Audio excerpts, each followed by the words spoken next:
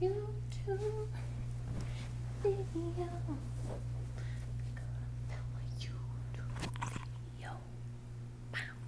Okay. Hi. Hello. Welcome to my channel. My name is Caitlin. It is so lovely to meet you. I'm so happy that you're here. Thank you for clicking on my video today and giving me a chance as a new creator. I'm really excited to be filming this video. I'm also a little nervous, so we'll see how it goes, but I really appreciate you being here. As I'm sure you know from the title of this video, today I will be doing the Booktube Newbie Tag. I feel like this is kind of a rite of passage for any new booktubers, so I'm gonna take a crack at it today and give you a chance to get to know me a little bit better as a person and get to know my book taste and what to expect on my channel. Thank you again. I appreciate you, and I'm excited. I'm gonna try not to yap too much, but I'm a yapper. I am a yapper. So grab a tea, grab a snack, settle in, cozy up, and let's have some fun today, yeah? First question is, why did I decide to create a booktube channel? I've also got my notes over here on the side, so if you see me looking this way, that is why. I have been a huge YouTube lover basically since it was created. I tend to watch more YouTube than I do TV even. It was only a couple years ago that I discovered that Booktube was a thing, and I immediately got sucked into the community and definitely helped me find my love for reading again because I had definitely fallen off a little bit. However, I have been a silent watcher for that entire time, basically. I don't think I've ever left a single comment on any video ever.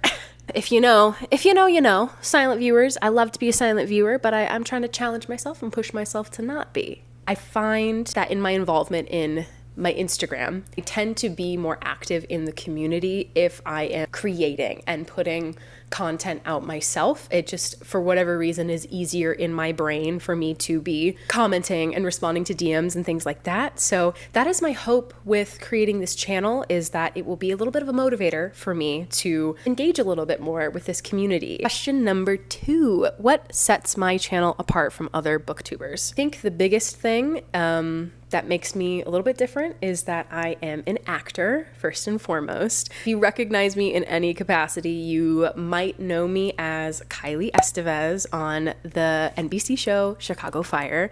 I have been recurring, oh my gosh, from seasons 8 through 13. Fingers crossed that I still will continue to recur, but you never know in the acting world, and I hoped that this could be a way for me to kind of continue to create on my own terms and talk about something that I really love, which is books, and share little bits of my life along the way. So I think that that will be something fun that I can add. Who knows, if things go well, maybe you'll see me in your favorite book adaptation one day. I know it's definitely a trend right now that there are a lot of popular books being made into TV shows, movies, etc. So I would love to be involved in something like that one day. So who knows? Stick around and you might see that happen. I also, aside from acting, really love to write. That is kind of one of my first childhood dreams that I had before I'd ever even considered being an actor. The first thing I ever wanted to do was be a writer. And I haven't actively pursued that in any way, shape, or form, but it is still something that I would love to do and intend to do at some point in my life. So yeah, that's another thing where I feel like stick around for long enough and you can probably see me go through that process of writing a story, getting it published, all of the things. So yeah, I think that those two pieces of myself will bring something unique to the space. Next question is, what are you most excited for? I think the top thing that I'm excited for is getting to gush with other people about books that I love. I do have a book club in person with a couple girlfriends of mine, but we don't meet very consistently, and it's hard to get together, and a lot of times we read different things. It's just not as organized as I would love it to be. So I'm hoping that this could be a space that I can get to do that a little more regularly, a little more frequently. Yeah, so I think that's the thing I'm most excited for, is just getting to gush about books and meet new people who love the same books that I do, and learning from other creators, and just being a part of the community a little more actively than I have been as just a viewer. Circling back to the acting piece of this, I'm also just really excited to get in the habit of creating on my own. One of the downsides of being an actor is you often don't have a lot of control over when you get to act and what projects you're booked in, or if you get booked for a show or whatever it may be. I would really love to challenge myself to keep doing more things in my personal life to create in some capacity, because at the end of the day, I am a creative and an artist. That is what fills my cup, and I'm trying to get in the habit of doing it for myself, even if there is not an outside force telling me to do it. So I'm hoping that this can be a way to kind of activate those creative juices in a similar way. This next question is, why do you love reading? So for me, I think that my love of reading is directly connected to my love of stories and storytelling. I don't think it's a mistake that I became an actor and that I want to be a writer. Really, the through line of my life has been this love of stories, and for reading specifically, I think it started as loving the escapism. Still today, that's a big reason why I love to read, is just to give my mind a break from this reality and substitute it with a different one, you know? Even if it's just like slightly apart from this reality or hearing about somebody else's story. I love that words on paper can transport you somewhere else so viscerally. I also consider myself to be a lifelong learner, and I love to learn about new cultures or people's experiences, or learn a little bit more about myself in some way. I think that reading is so powerful and so important. Not everybody gets to read or can choose any book that they want to read. I never want to take that for granted, you know? I think that knowledge is power, and that empathy is a practice. And I think that reading helps to strengthen and support both of those things. Reading's kind of the best. It's kind of the best. Next question is, when did you start reading? I can't pinpoint a time for this, because as far back as my consciousness goes, I remember reading and having books read to me. Like, my mom always read me a ton of books, and I think that's kind of where the seed was first planted. But I was always that kid that had her nose in a book.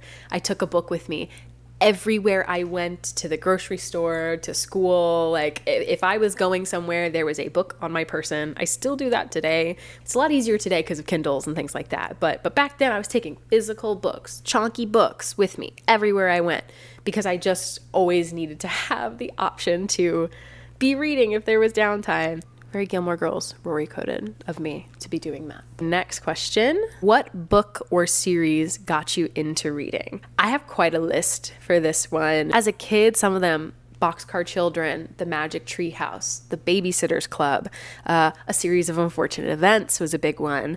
I also liked Meg Cabot. She was the author of The Princess Diaries and also had other books too. As I started to get older, I graduated up to dystopian fantasy romance stories. Your typical Hunger Games, Divergent. There was also one, I'm gonna have to look it up because it was one of my favorite. Shatter Me.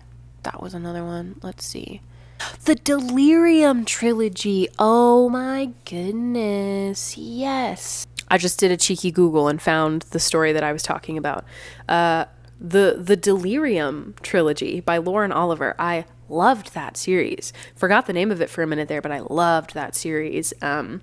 It's in a similar vein as like Shatter Me, in the sense that it's like a dystopian romance. What kinds of books do you like to read? I am not picky about books. I will read just about anything that you put in front of me or that you recommend to me. I do have my favorites. The genres I tend to gravitate towards the most are romance, fantasy / romantasy, and dystopian. I love those genres. And also general fiction. That's been a recent one for me that I'm finding that I really appreciate. It's just like a good general fiction book that maybe has like a smidge of romance, but like that's not the point of the story, you know? So those are the genres that I tend to find myself reading the most of. I also love a good memoir, specifically on audio. I do a lot of audiobook listening, and a memoir on audiobook, especially when the author narrates their own story, it just hits different.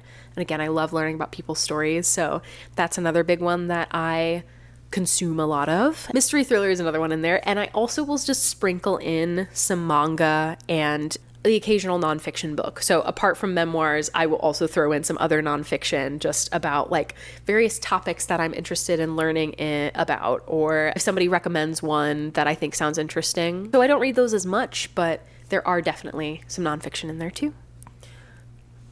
Oh, I hope I'm not losing the light. I'm sitting in front of a west-facing window and it's changing, so I'm sorry if the light is weird. Okay, I'm getting distracted. Back to the questions. Okay, next question is, where do you read? The main places that I primarily read are either here on this couch, in bed. I'm a big read a little bit before bed to help me fall asleep. That's like a ritual of mine that I'm very religious about. I also have a recliner in my bedroom that I read in that a lot as well. And then the last place is either at work or on set. So I work part-time at a fitness studio, and I have a lot of downtime in between classes and things. So I will often read a book while I'm sitting at the front desk, or if I am on set filming something, yet again, I always have a book with me. So I'll read a lot during downtime between scenes. So those are the places I primarily read. This next question is, what does your book collection look like? Right now, the answer to this is a mess. It looks like a mess. So my husband and I just moved to the place that I am currently sitting in. This is our first ever condo that we purchased on our own with our own money, which is crazy to say, but we moved like a month and a half ago, almost 2 months now, and things are still like nowhere near settled. My office space is boxes. It's just a sea of boxes, and within that is my book collection. So it's a pile on the floor right now. It's not even in the bookshelves because we need to get new bookshelves because one of them broke in the move. It's a whole thing. It's a whole process. Long story short, it's a mess. I'll show you one day. I'll show you soon. When things are less messy, I will show you what my book collection looks like. The last question is, what challenges do you think starting a booktube channel will be the hardest to overcome? I can tell you right now, for me, that is going to be consistency. I struggle a lot with consistency. Just in my life in general, I struggle with consistency, but especially with social media. I don't engage a lot with social media. The only other platform that I really have any type of presence on is Instagram. And while I do genuinely love it, I kind of go in ebbs and flows with it. So sometimes I'm really into posting, I'm really into creating, and I'm really on top of actually sharing what I'm creating. And then other times I'm just not at all. Like I'll maybe take photos and then they never make it to me hitting post. And so I do worry that that will happen here, that the momentum will come and go, and that I'm relying solely on the momentum and that I can't like generate it myself. So I think that'll be hard. I also worry that I will get sucked into the potential consumerism that can come in this space. I don't want to knock any booktubers or people in general who have large book collections, because I think that collecting books is such a specific hobby in and of itself, and I don't think there's necessarily anything wrong with that if that's like what brings you joy. But there's also a piece of my mind that feels like I need to be buying books to be like a proper booktuber, and I don't think that that's true. So I want to fight against that instinct of mine. I am not somebody who buys a lot of my books before I read them. I usually only buy books if I have read them already and know that I want them to be a part of my book collection because I really love them, or because I think that I will really love them. It's rare that I go to Barnes & Noble, pick up a random book and purchase it. I am a big proponent for using your local library. I love my library. I love the Libby app. I use those primarily for new books. I love that Spotify has audiobooks now too, like the audiobook hours.